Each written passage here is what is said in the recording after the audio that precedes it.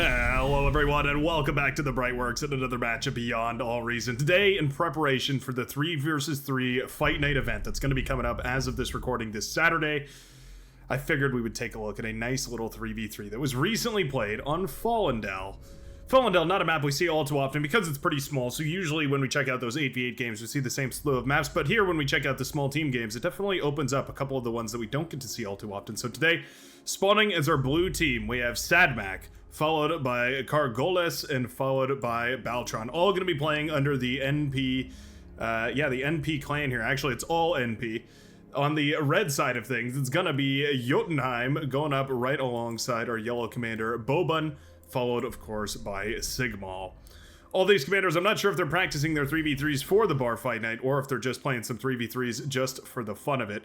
Either one, perfectly fine, but I am excited to see that event play out. We did 2v2s last time, and that was a blast. It really was a treat. The whole recording of that is up and posted, by the way. You can check out all the live streams after the fact. We do live stream on Tuesdays and Saturdays, 12 to 4 PDT. Here at the Brightworks, you're more than welcome to tune in if you'd like. The last live stream where we're doing some big team matches, we did some 16v16s. That was a lot of fun.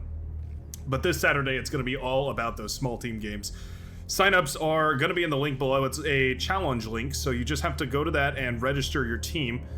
Make sure that your teammates are aware that you're registering, though. We did have a couple of situations where somebody was registered and they didn't realize that they were registered or their teammates didn't show up, so let us know ahead of time. Signups are going to be closing before the stream this time around, so you have to sign up before the actual stream starts, otherwise you're not going to get a chance to play in the tournament. Anyway, logistics aside right here, the blue composition is going to be 2 Cortex to 1 Armada, all of them going to be playing with bots. The red team, sort of the inverse. Yeah, so 2 Armada to 1 Cortex. Cortex right here in the middle for Jotunheim. The orange commander commanding a whole bunch of reclaim up here on this high ground here. The blue commander similarly in a diagonally mirrored map right here. It's going to be a lot of metal tied up in these rocks up here. I think it's about, a couple hundred metal. Not the end of the world, but certainly a nice little boost early on in your economy. Helps you get those early constructors out a little bit quicker. Helps you maybe build a couple solar panels that otherwise would be just a little bit too expensive to otherwise go off of. Couple of grunts headed out on the map right now, using these grunts to move across the map and try and defend these metal extractors right here. I love to see it. Claiming territory is obviously the most important part about Beyond All Reason. Getting these metal extractors up and running is the easiest, the quickest way to get your economy stimulated. Making sure that you're expanding into those metal extractors and holding onto them tight. It's a tricky thing to balance between building the mexes, building static defenses, building units. All that is the juggling that you have to do to make a game of Beyond All Reason go your way. I do like the plays right here from the red team, though. Sending units across already. Gonna find a constructor that's quite nice. Can we get the kill on it? Grunts are moving in to reinforce. I think those grunts will thwart the efforts of the ticks that we're running across right here, and so that will be defended quite nicely. A couple of grunts intercepting pawns over here on the southern side. Grunts in vastly superior numbers here. It's a 4 versus 1. Pawn finally regrouping with his brethren, but the commander here going to be a much bigger threat. There we go. One of those grunts goes down. The other one scuffed up quite badly here. Jotunheim looking for any opportunity available in order to get into the enemy backline. There is a small opportunity window right here. Baltron moving forward with the commander. We need to avoid the commander, but the pawns on the right-hand side are keeping things nice and clear here as well. Yeah, with an excellent engagement from the pawns. It's going to come down to the wire. Pawn versus grunt. Oh, and the grunt just barely lives. 16% HP remaining on that grunt. We could arrest it with the T1 constructor here. Yeah, there we go. We are indeed. Okay, shave off about 10% off of that grunt right there. A fierce battle between the constructor and the grunt, but it will be the grunt that comes out on top. Oh, with a nice strike right there. Popping the E-converters built well into the center of all that economy means that that grunt got way more value out of 5% remaining on its HP than I think anybody was expecting. An excellent hit right there from the red commander, shutting down a large swath of the economy from the cyan. Going to mean that this 2-on-1 pressure on the northern side is going to be quite difficult to hold. There's a lot of a lot of grunts available up here. We just need to see them starting to trade out. And that they are. Sigmal sending the grunts in, or the pawns in one by one, means that the trades are going to be really inefficient. You can see the grunts able to blast down these pawns before they really can get any damage. Yeah, with a beautiful concave like that. It's the perfect shape, focusing all of their fire onto a very specific point right here that these pawns are just streaming into. Hundreds of metal right down the drain right there as the orange commander throws those grunts across the map without really realizing, those pawns across the map without really realizing it. Beamer turret set up over here. Quite nice for defending against, for instance, those rocket bots, but of course, Once you step it up to, for instance, vehicle artillery, you're going to be in a little bit of trouble here. Rocket butt. Starting to whittle down some of these units. We do have another beamer turret coming up. So for basically 200 metal, you get a turret that can actually outrange Rocketeers. Rocketeers costing about 110 metal. So one way to look at this is you have to kill 2 Rocketeers in order for a beamer turret to be effective, right? That's kind of where the math stacks up. But otherwise, if it can deny an area of the map that otherwise would be really important for this team, it's well worth it. There we go. 1 Rocketeer fell. Not bad. Jotunheim continuing to apply pressure on this northern side. Grunts being sent out by Beltron, looking for a little run by. Grunts of the Red Commander's own, moving down on the southern side here, looking for an opportunity path. Sadmak taking the first hits from these Rocketeers that have been built right now for Boban, the Yellow Commander. Grunts in the backline. Always a dangerous game when there's Grunts in the backline here. Gonna start hitting the main base of the Blue Commander, who does have some Grunts to go reinforce a lot of this, but those wind turbines are dead as a doorknob. Metal extractors falling here as well. Wind turbines continuing to pop left, right, and center. Ooh, there we go. Nicely done not building those right next to each other. At the very least, not going to chain react too harshly, and the build power will eat up the rest of that. Rebuilding here shouldn't be the end of the world, but this pressure being applied all over the place is pulling the blue team north and south and opening up these different lanes for harassment right here. Lovely stuff from the red team.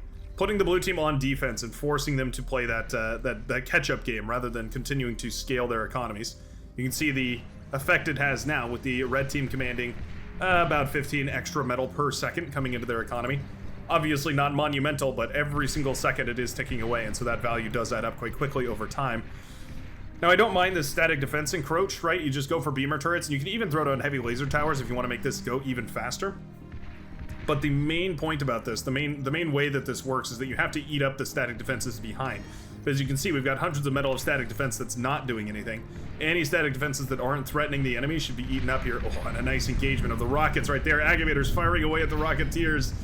And down goes some of those very expensive rocket bots right here. The snowball effect has been lost from the Yellow Commander, and now suddenly finding themselves in a very, very tricky situation.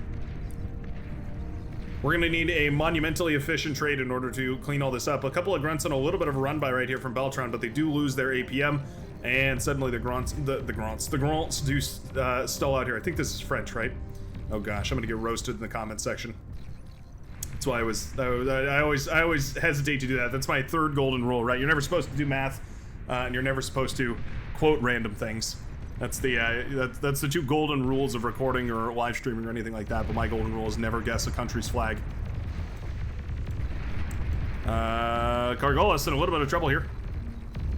And again, those grunts, they're not as devastating as the pawns are. Certainly a surround of an equal number of pawns would have probably been able to kill that commander, but Cargolis will walk away after some killer D-guns, by the way, with 30% HP left on that commander. Grunts continuing to stream into the pawns, actually continuing to stream into the backline. The distinction between pawns and grunts is subtle, but the pawns are slightly better. They do a little bit more damage, they're slightly faster, but they're of course a little more expensive as well, so you pay for what you get for. The grunt's very cheap, very spammable, very easy to resurrect as well, is another important thing. Cargolis stepping forward here on 16% HP. Jotunheim can actually just trade out against this commander. Yeah, if they get locked into a commander duel, actually, Jotunheim can kill this commander without actually taking lethal damage. It was a change that was made a long time ago where the there's actually damage fall off on a commander explosion, but there we go. Jotunheim, accompanied by his accessory forces, will bring down the lime green commander right there in the middle of the map. Big old rocket battle on the northern side. We do have Centurion here as well. I'd love to see those getting a little bit more action here. Mass Centurion, a very viable strategy, but a very difficult one to get up and running. It's a slow-going strategy, but if it comes up to speed, it can definitely do some serious work. Pawns resurrected here and turned into defensive forces. Love to see that. Resbots finding their value here, resurrecting whatever they can. Metal extractors, wind turbines, units, all sorts of good stuff. Jotunheim now with loads of metal in the bank, handed over mostly to his teammates, but also building some of those advanced solar panels here to start scaling the energy production. Love to see it. Advanced solar panels quite expensive for the early game, but the sooner you get them up and running and the sooner you get them trading out, for instance, for the T1 solar panels, the happier you're gonna be. That constant energy production is easy to underestimate, but it can be the difference between winning and losing a game if you suddenly find yourself with no wind speed and your enemy, for instance, has all wind turbines and you have a couple of those solar panels. Yeah, you're gonna end up in a pretty good situation. Boban's commander in a lot of trouble right here. This commander's down to just 25% HP. Slowly regenerating, but having to deal with some aggression in the backline. There's not really any mexes up here, so I'm not sure why the pawns were focusing on this direction rather than going towards the base. Looks like the reinforcing grunts from the red commander will be sufficient to shut this down. One pawn remaining, and it is so annoying. The last unit's still doing some damage, but finally cleaned up in the backline there. Not the end of the world. Resbot's gonna go resurrect a whole bunch of that. Also very nice. Trying to patch together this army on the northern side. Jotunheim actually with fairly few units on the front lines themselves. Large part of the unit composition was blown away in that explosion by the commander. Of course, eating up the thousands of metal in that commander, the 1,250 metal in that commander. Very, very valuable. Mesas and Rocketeers. It's a wombo combo of a composition, but the real kicker that makes this composition very powerful are Resbots. If you get a couple of Resbots up and running, what you can do is you can continue this push with these units, and then if you keep about half of them alive, you can resurrect while they guard the corpses of the others, and then your composition never really loses its strength. It just continues to march forward, trading out against the enemies, and it actually gains strength as you suddenly start to kill the enemy units, and you can resurrect them as well. Beamer turret still holding strong. Eventually falling to the force of those aggravators. Quite aggravating indeed as they fire away their dual launch rocket systems. Thugs marching forward here too. Where are the Resbots for Baltron? Going for that very slow heavy laser tower push here, but no build power. Typically the way you want to do this is a construction turret into a heavy laser tower, into a construction turret, into a heavy laser tower. You just leapfrog those towards the enemy here. Baltron instead just going for the heavy laser towers outright. It's not the end of the world, but it is a lot slower. You can see these units have already made their way so far forward that this heavy laser tower is already antiquated. There's no point in holding this point of the map. You're already trying to hold this northern point up here. This big ball of units is ineffective right now because these Rocketeers in the back can't actually fire away. It means that most of the metal of the orange composition actually incapable of dealing with this. Luckily, the red commander, who has had very, very little pressure applied recently, has an entire army to spare up to the northern side. A lot of this resurrected. You can see the halos on most of these units resurrected and sent to do their duty once more. I wonder if we're going to send, Resbots up north. Resurrecting these armies and putting them back into commission. An interesting way of snowballing this. I don't mind it one bit. Obviously, that resurrection is one of the coolest things about Bar. It's one of those mechanics that you just don't see in many other RTS games. I personally love it. It can be frustrating though, especially to watch those units come back from the grave, and then suddenly you feel like you've done enough damage, but suddenly your own army comes back to attack you. That hurts quite a lot.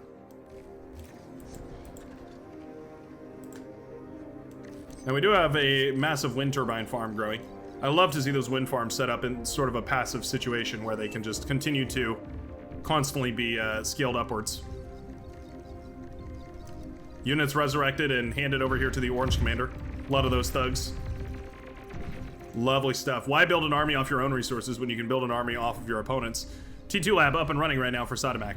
Using that positional advantage, using all those run-bys to go for a T2 lab while maintaining the T1 army. Of course, once you've got that T2 lab up and running, once you've got your T2 units starting to come out, you can start thinking about disassembling your T1s. Major run-by right here from the green forces. Pardon me, from the red forces. Brightworks does colors.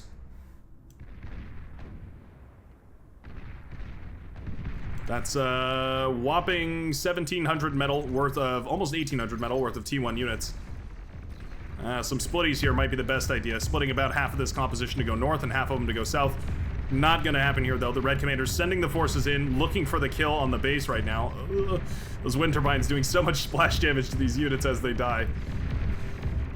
Not bad, but I think with a little bit better micro, a little bit more proper micro, that would have been quite a bit more dangerous. If we had spread those units out in a big arc and then enclosed on this base from all angles, it probably would have been a little bit more efficient. Either way, though, it opened up the opportunity for the yellow forces to push forward, and just like that, a bunch of T1 trash manages to blast down that $3,000 T2 lab. Very, very expensive to put one of those together. It's about $3,000 to get that up and running. Resbots immediately on top of that lab to try and get it restored. Very frustrating to have to rebuild into that. Resbots making very nice work of this northern side too. Look at this composition, all resurrected, brought back from the grave.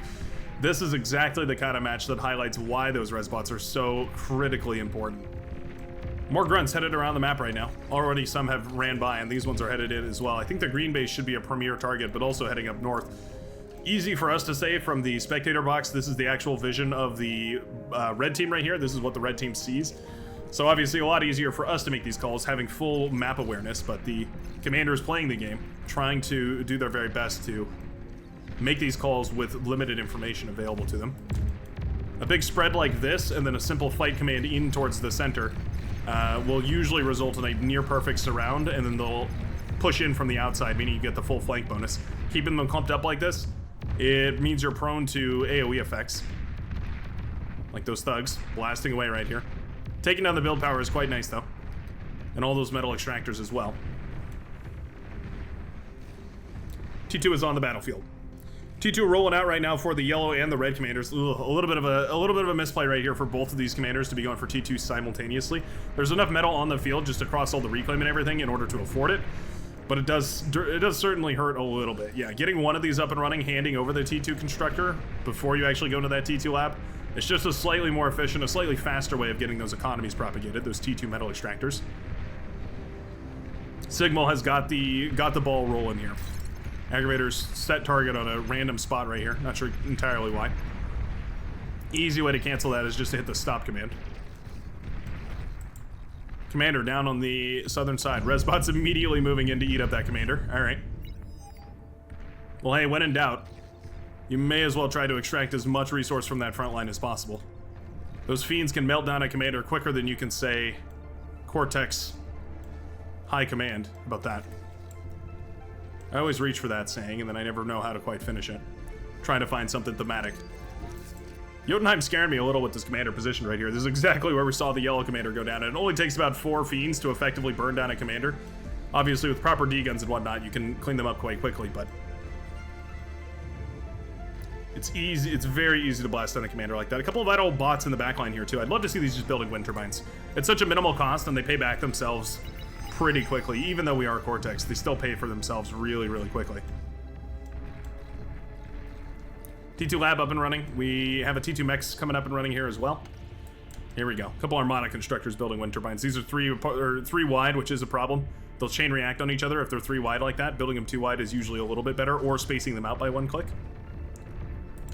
We need some sort of a response to these grunts right here, though. They will find the LLT, ooh, just moments before it completes. Sprinter out and available here. Sprinter's more than effective against grunts. The Twilight here detonating is sort of a de facto EMP landmine. I've been asking for it for years, the EMP landmine. Little did you know, the Armada faction. Oh, okay. T2 lab was brought down right there. Metal storage set up after the lab has been eaten up. That's a bit of a misplay. The red commander accidentally being a generous fellow and handing over tons and tons of metal to his teammates. Not the end of the world, of course, but a little bit of a shame. Getting a Twitcher up and then just using it to produce fiends is a cool strategy, though. I like it a lot. Because, man, are those fiends good.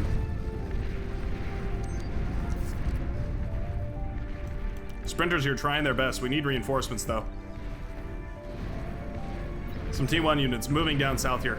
This is what I love about these 3v3s, is you really get a chance to play with your team, right? It feels like in the 8v8s, sometimes when you're playing on those lane maps, there's no way that you can help your opponent on the southern side, right? Like, you can't move your units all the way down there quick enough to make any kind of a major difference. Whereas in a 3v3, you're going to be all over the map, no matter what you're playing. I've seen every color of units on every spec of this map right here, and I love to see that, because it really does feel like you're suddenly part of an elite force of commanders trying to take over this battlefield, not just some, single commander in charge of one small part of it. Don't get me wrong, that's a fun way to play as well, but it definitely feels like you have more, what's the word for it? Initiative, I feel like, is the word I want to go with. You have more presence on the field, which is really cool to see. The lighting turret here, resurrected, is pretty funny. Sigmal now commanding a massive 7,000 metal T1 army. It is a ridiculous amount of forces on the front line right here. Resbot's continuing to patch it up, get it up and running here. I think it's time that we just push forward. At this point, you've snowballed to the realms of inefficiency, where it really doesn't matter how you take the fight, because you just have enough metal to throw at the wall, and what sticks will win. I think that's exactly what we see here. A little part split off on this northern side, a little cursory ball, and then the Resbots patching up everything on the low ground here. And this is exactly what I'm talking about. Even though these thugs are trading out nicely, even though they have the high ground, even though all this trade is fabulous, there's just too much stuff. We're talking about almost 1,700 metal going up against nearly 7,000. It's a battle that can't be won. Not without some sort of insane comeback maneuver. Spy bots are one of the things that can work. Shuriken, also a fabulous play. The D-gun, okay. The D-gun, a powerful option as well here. Don't get me wrong, you can always take a trade bad enough that you throw the lead from yourself, but in this case, it would have to be a monumental throw of a game. The Orange Commander, managing to push into the base, with Red Fiends sneaking in from behind, popping the E-converters, popping the wind turbines, popping all of it. And now the final thugs of the Cyan Commander have fallen. The green base was destroyed here as well for Kargolis. Now the only remaining bastion of technology, the blue facilities of Sadamak. Arbiter, yeah, not going to work too well against the Sprinter here. Sheldon, slightly better, but again, not ideal. Resbots continuing to resurrect all this. What a funny way to win this match. It's not T2. The T2 had a wonderful effect, don't get me wrong. Essentially responsible for the death of the green base over here. But at the end of the day, it's just gonna be the T1 and the Resbots. Let's get a clip of these Resbots resurrecting right here. It's beautiful, isn't it? Reforming that metal back into shape, making this look all beautiful. You'll love to see it. Resbots, the hero of this game. Now the red forces encroach on the blue base right here. The economy's looking quite dire for the blue team, representing about 200 energy production and a little over 30 when we're reclaiming, a little closer to 15-ish while just producing. No T2 metal extractors, no advanced solar panels, and wind turbines falling left, right, and center. Without power to fire the LLTs here too, the defenses are looking quite thin. And as those metal extractors pop, there's not a lot more you can do. Centurion, so sturdy. I love the Centurion in this situation. Yeah. This game is as good as over as it gets. The Pitbull turret set up over here as well. It's what those T2 mexes buy you, man. 4 times the economy. Means eventually you can just outscale your opponent in the most egregious of ways. We'll go ahead and skip forward here because I think we all know exactly how this match is going to end. Here comes the T1 force, finally arriving at the door of the blue commander, the thugs. Oh my goodness, the D-guns. Okay. Give a commander a chance and he'll D-gun your army in an instant. Beautiful D-guns, but again, there's just only so much, and boom goes the final commander of the blue team. Excellently played right there by the red team. At the end of the day, it's going to be a pure, simple, economic runaway effect. Controlling the map, controlling the resbots, controlling the units, and eventually using it to outscale their opponent in a massive, massive way. GG to everybody who played here today. I sure hope you enjoyed watching, and I sure hope to see you in the very next game of Beyond All Reason. Don't forget to go check out the signups for that 3v3 tournament, and even if you're not playing, I hope to see you this Saturday because it is going to be a really, really fun event. Other than that, though, I hope you have a great rest of the day. Don't forget to smile, and I will see you in the very next one. Peace out, everybody.